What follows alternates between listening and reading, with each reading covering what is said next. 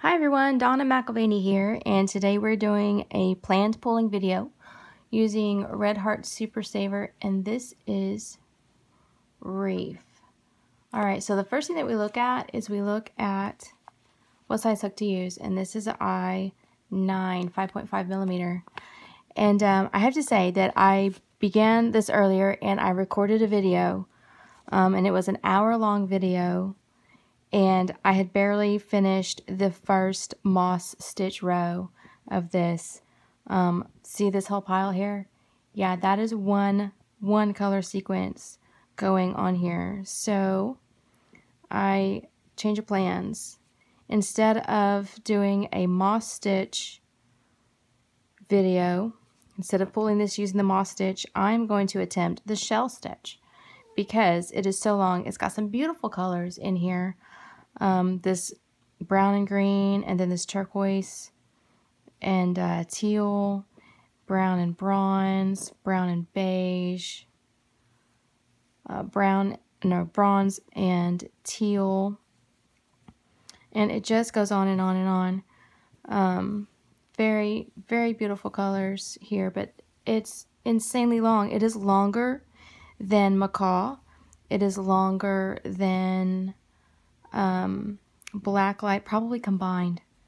So what I'm going to do instead is I believe I'm going to try this in shell stitch, and I should have already had this part here, this moss stitches, taken out before I decided to begin.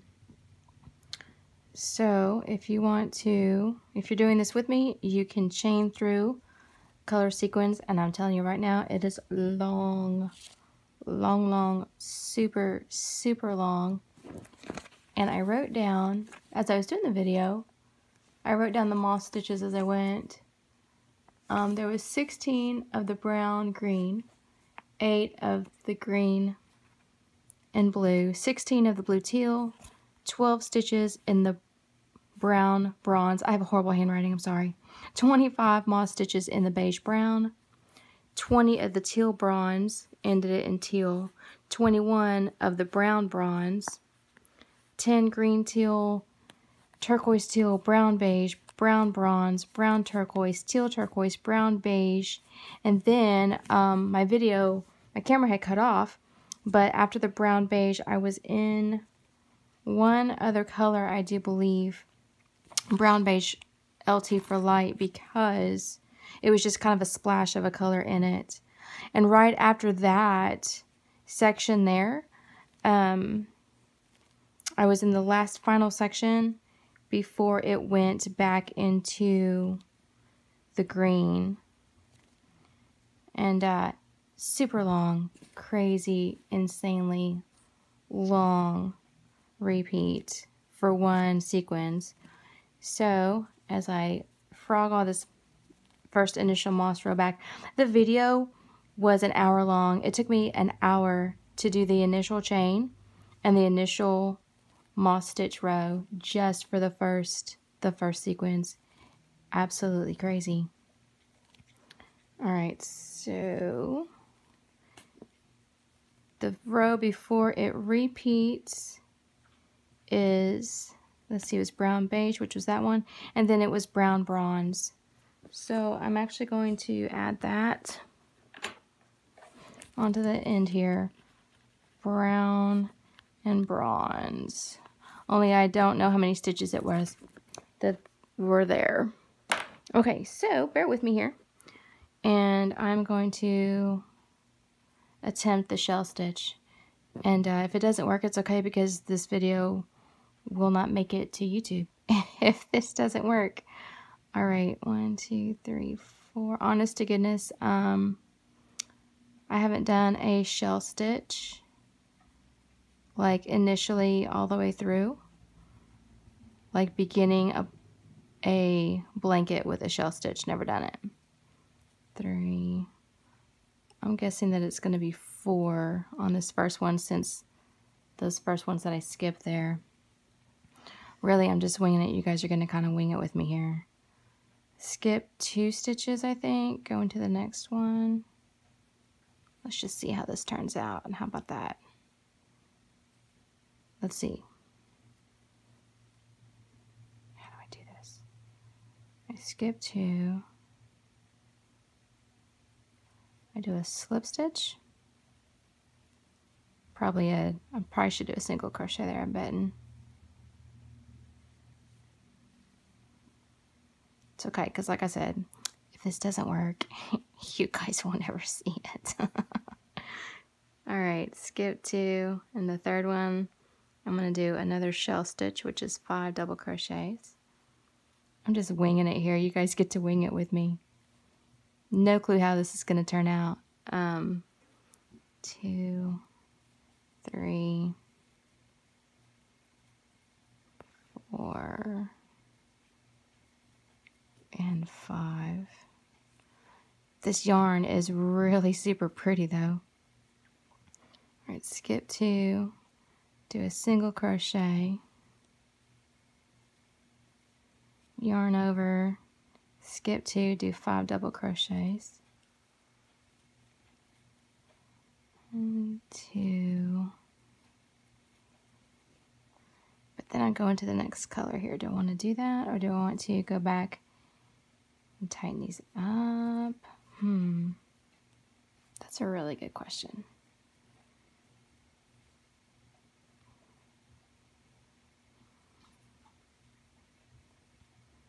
I don't even know how to do this right. I just guess it. Oh, goodness. Okay, I'm going to switch to my H hook. I'm going to drop down a size.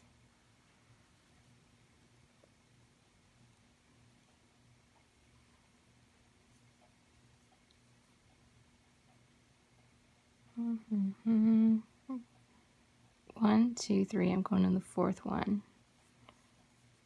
And that. Okay. 1, 2, 3, and 4. Because the first one I'm going to count as 1. Because I think that's what you're supposed to do. Maybe I'm going to slip stitch it. 1, 2, skip 2 over here and do another 5 double crochets. 1, 2, 3, 4, and 5. I'm not sure how this is going to work. Slip stitch it. 1, 2.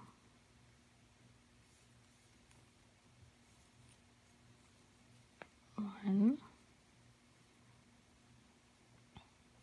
2, 3, 4. Into the next color it goes. Why not? 5. 1, 2, slip stitch it. 1, 2.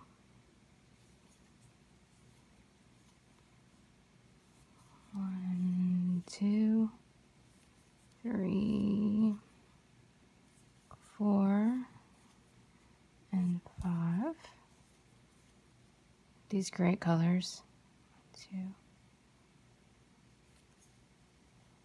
2. Yeah, I'm just slip stitching. 2.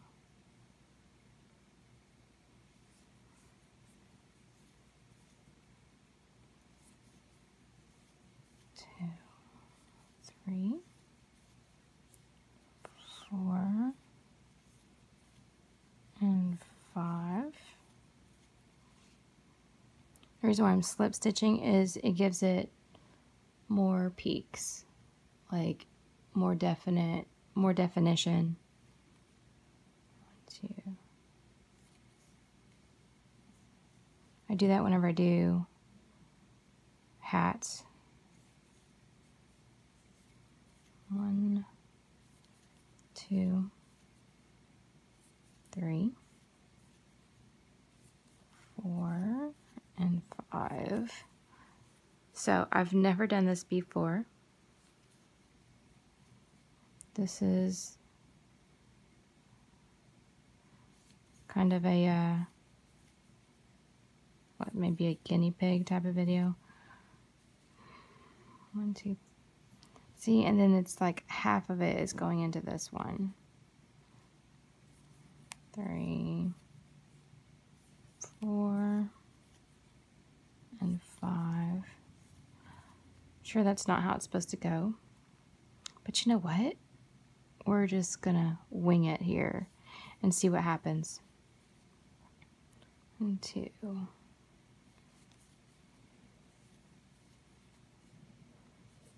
1, 2, 3, 4, and 5. I know when I would get back to my initial color where I began at, because it's the only one that is brown and green. 1, 2. So there's only one section through here that is dark brown and green. 3, and that just so happened to be where my skein actually began with. 1, 2, 3, 4, 5 was with brown and green.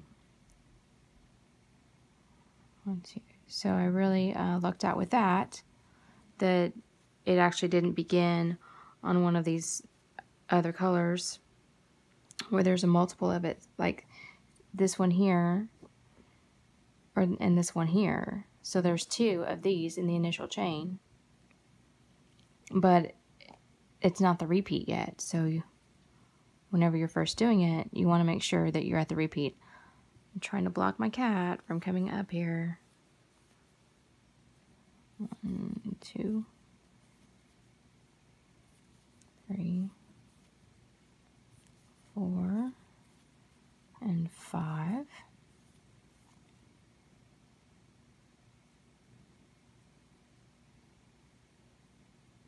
1, 2. Sometimes it's really hard to see that third stitch that you need to go into. Make sure I'm doing this right. Okay. 1, 2.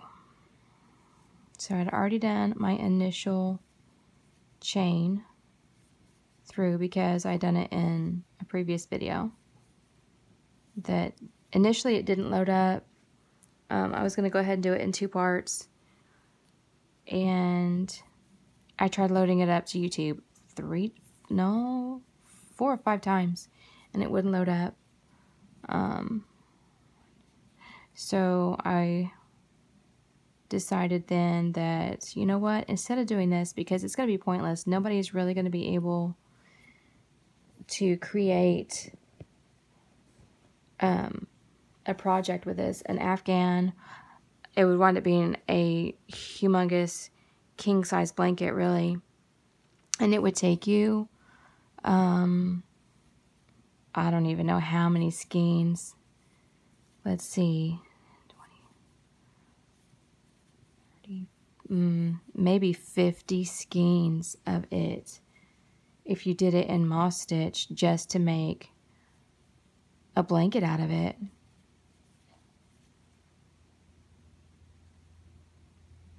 So I decided then that I would just frog it all out, keep the original foundation chain, because I mean that took a long time just for me to chain through that. It took me like 30 minutes. No. Yeah, 20 to 30 minutes just to chain the original chain. 5. And like I said, I'm just chaining through. I'm just crocheting through these. I'm not separating out my fans. They are blending in color. And you know, we're just going to wing this and see how it goes. 1, 2. So do 5 double crochets. 3.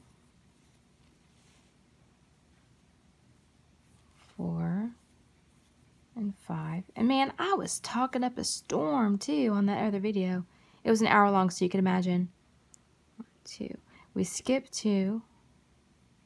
We do a slip stitch into the 3rd, skip 2, do 5 double crochets into the 3rd. Because as you can imagine, chaining through that long initial chain there, how long that takes. And I was talking up a storm. 1, 2, 3, 4, and 5. 2. I was given my PSA about antibiotics, fluoroquinolone antibiotics, Levaquin, Cipro, Avalox, moxifloxacin, ciprofloxacin, levofloxacin. 1, 2, 3, 4. Anything that's a oxacin on it, yes, be very wary of. Ask for something different. 1, 2.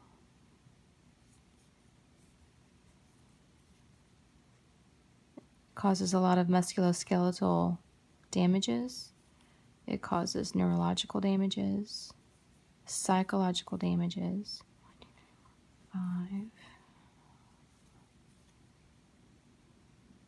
Cardiopulmonary damages even. It damages just about every system in the body. It's a very, very powerful antibiotic. It is actually listed as a chemotherapy drug. Why would they need to give a chemotherapy drug for something like bronchitis, which is what I had? I had just a simple bronchitis. I didn't even need an antibiotic for it. 1, 2. Simple sinus infection. Cipro is given a lot for UTIs. A lot for UTIs. And Cipro and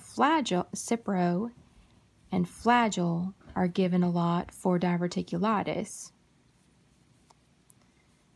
That is a bad combo. 1, 2, 3, 4, because it causes significant peripheral neuropathy. It damages the nerve endings in the small nerve pathways, the large nerve pathways. It does so much damages. 1, 2.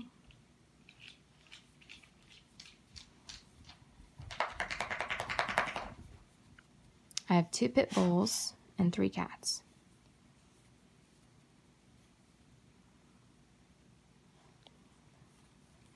4, and this video is done in the evening time. I'm doing this. Usually my videos, I record them during the day, and usually the dogs are napping during the daytime. 1, 2.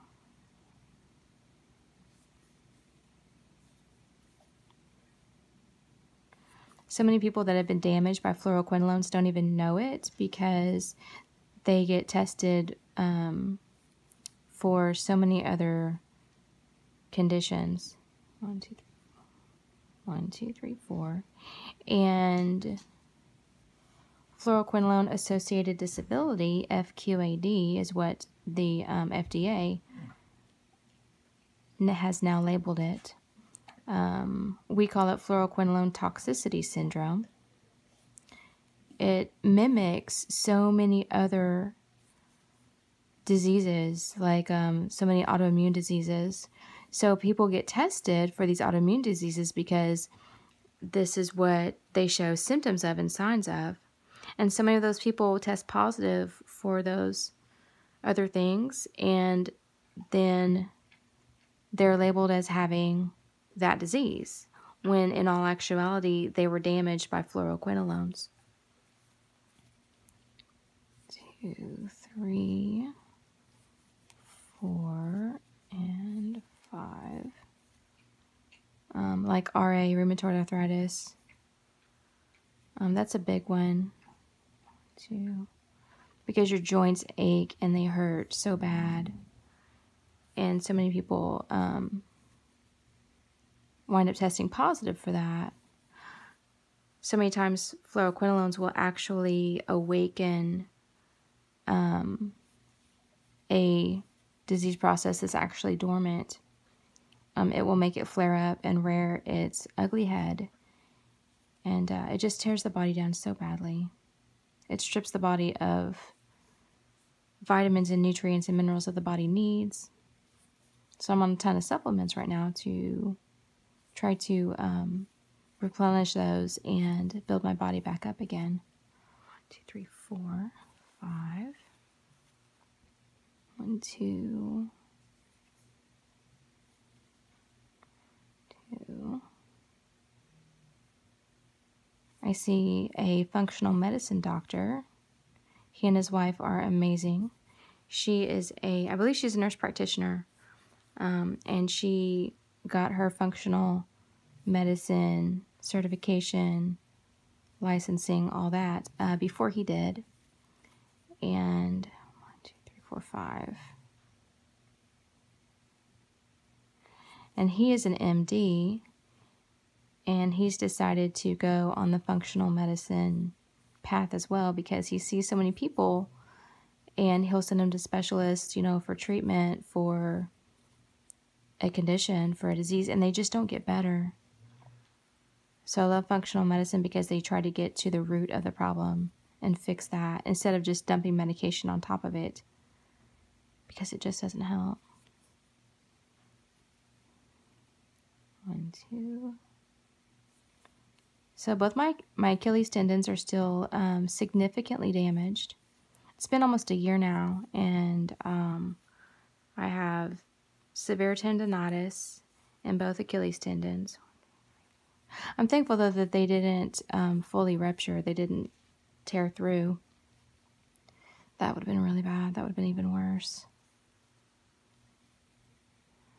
And a lot of my other symptoms have gotten a lot better. My wrists, they bother me at times, but they are improving. Sometimes they don't hurt at all. The weather has flared up. It's about the last week of February right now, and it's damp and rainy, and the temperature has been fluctuating like crazy. It was 70 one day, and the next day we had freezing rain and snow. So my wrists are like, this is nuts, and they're not very happy about it.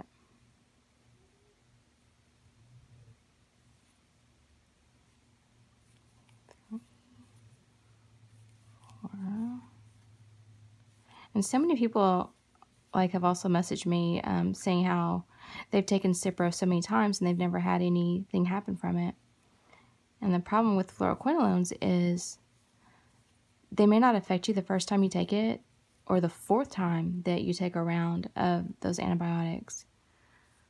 Some people, it doesn't affect them until like the 25th round that they take it. But each time that a person takes it, it does damage to the body.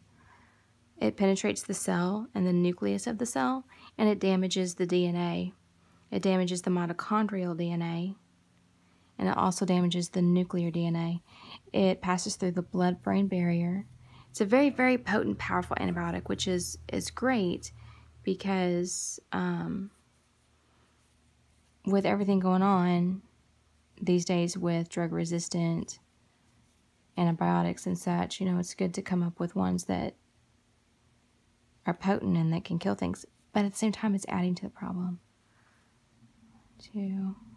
Like Cipro battles, it can kill anthrax. Levaquin is like for the plague. So that's awesome. That's great. Save those antibiotics for that. And still there are other antibiotics that will also treat those things too. They don't have to pull out Cipro and Levaquin. One pill has killed people before, and not just one person. It's killed many people.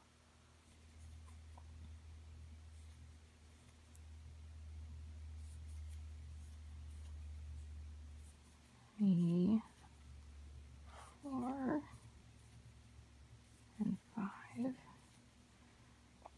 So if your doctor pulls out the big guns on you, you know, and gives you Levaquin or Cipro, ask for something different. Even if you've taken it before. I had taken Levaquin, I believe 4 times before. And once it had damaged my body enough, I just began to fall apart all over.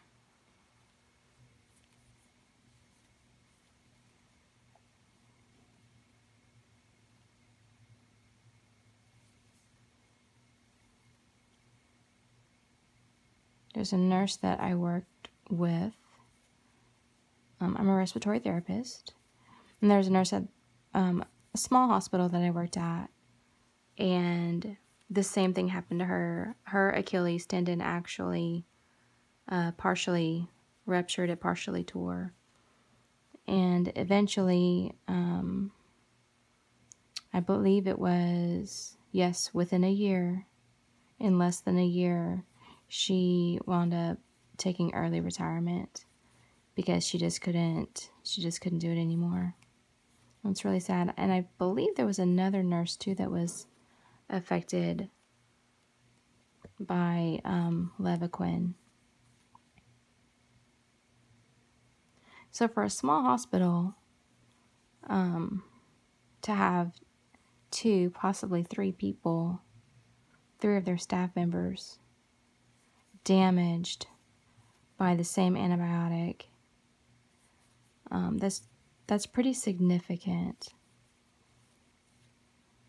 If your doctor tells you, oh no, it's fine, those side effects are really, really rare,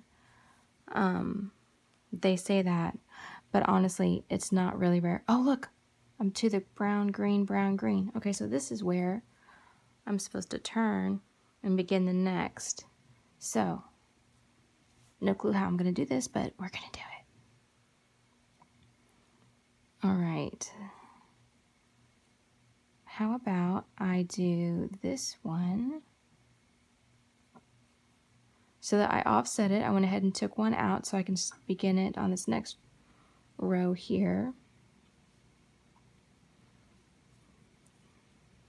1, 2, 3. I don't even know how to do this, honestly. 4. Do I chain up 5 here? And then I'm going to do a slip stitch here so that I do that. I don't know. We're going to try it though and see. I guess I should have watched the video before I decided to do this to see if I could do this right. All right, 1, 2, 3, 4, and 5.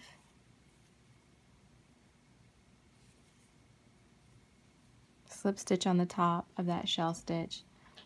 All right, so I chained up 5 and I did a slip stitch on the top of this shell, and then I did 5 double crochets into that slip stitch down there, and then I slip stitch at the top of this shell, and now I'm going to do 5 double crochets in the bottom of that slip stitch that I had done right there. I realized that I wasn't instructing very well there. Sorry. 3, 4, and 5. And then I do a slip stitch at the top of this one. And then I do 5 double crochets into that slip stitch there.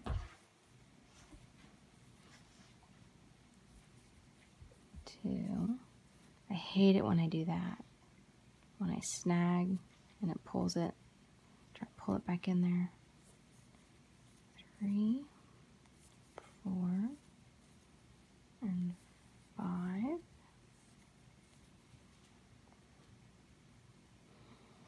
Alright, slip stitch at the top. 5 doubles into that slip stitch. 1, 2, 3, 4, and 5. slip stitch into this one,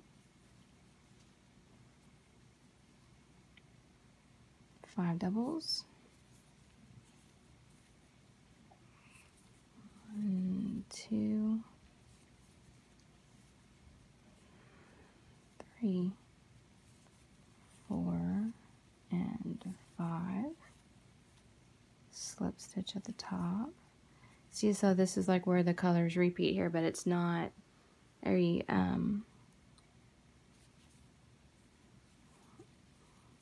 it's not where the actual sequence repeats. 3, 4, and 5, slip stitch into the top of the shell, double crochet and 5 double crochets into that slip stitch down there. 1, 2, 3, 4, and 5, slip stitch in the top, 5 double crochets here,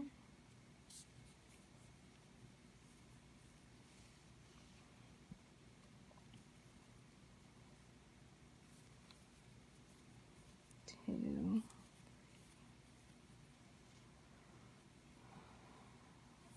4, and 5,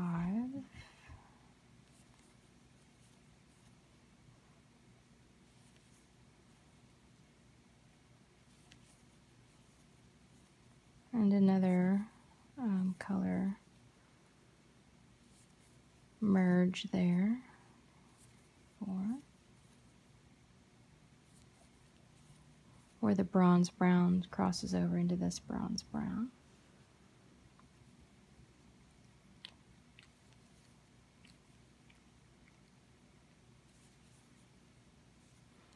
And I should probably be making sure, like we do on with planned pulling with the moss stitch, I should probably be making sure that my shell stitches, that I have the same amount of shells per colors on this row as I did my initial row. 1, 2, 3, 4, because really I'm just crocheting along here, hoping that my stitches are gonna wind up okay. But we all know that that is not how things work. Okay, so I am 1, 2, 3, 4. 1, 2, 3, 4, and it went into 1, 2, 3, 1, 2, 1, 2, 2 and a half, 1, 2, 2 and a half, 1, 1. So another half went over here. So this half kind of went into this. So 1, 2, 3, 4. 1, 2, 3, 4.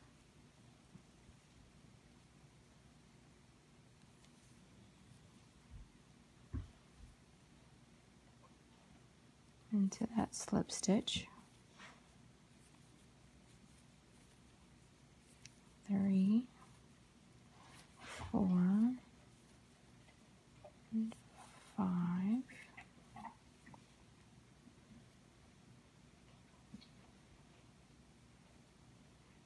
1, 2, 3, 4. 1,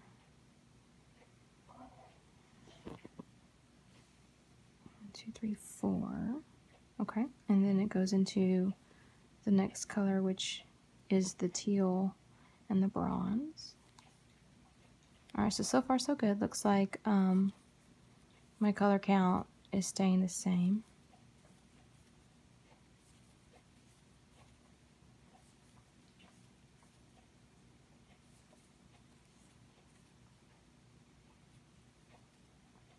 slip stitch into the top of that shell, 5 double crochets down into that slip stitch. 1, 2, 3, 4, and 5.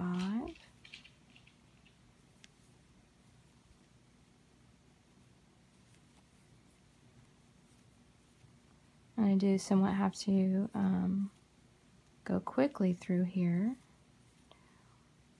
3, 4, for time's sake.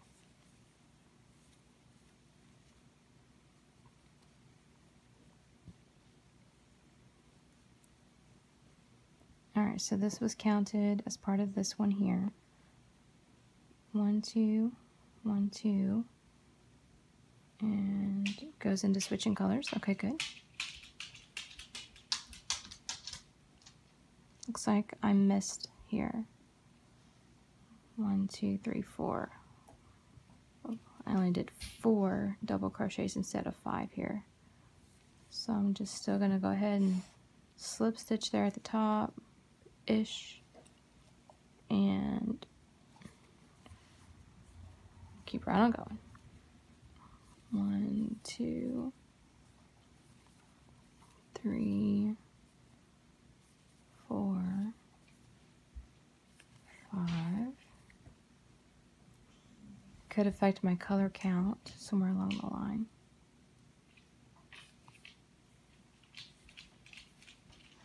Which I think it already would have. 3. That definitely affects it.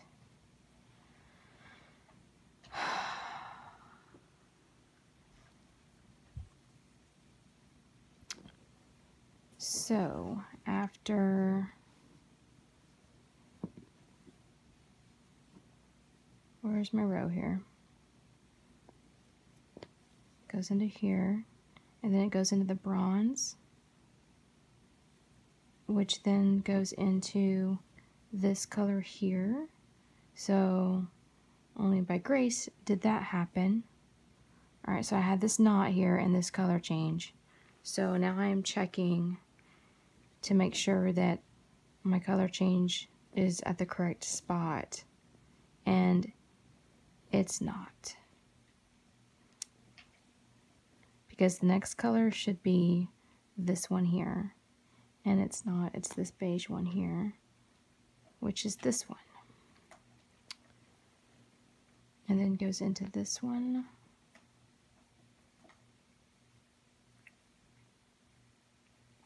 No.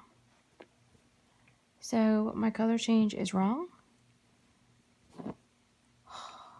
Alright, so I'm going to have to pause this video, find the correct sequence where it goes, and start from this point here. And I will reconnect and meet you back here.